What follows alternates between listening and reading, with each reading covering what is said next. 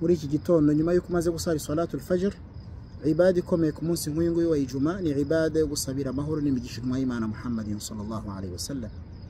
inna Allaha wa malaikatahu yusalluna ala an-nabi ya ayyuhalladhina amanu sallu alayhi wa sallimu taslima.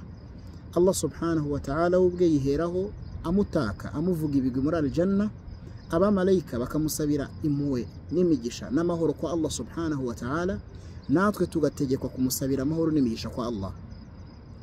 umunsi wawe utangira uvuga uti Allahumma salli wa sallim ala nabiyyina Muhammad. iryo jambo risubiremo kenshi usabira amahoro n'imigisha intumwa y'Imana Muhammadin sallallahu alayhi wa sallam, kubera ko musabira inshuro imwe kwa Allah nawe akagusabira inshuro zigera ku 10. vuga uti Allahumma salli wa sallim ala nabiyyina Muhammad, ubisubiremo kenshi ku munsi nk'uyu nguyu wa ijuma dutangiye.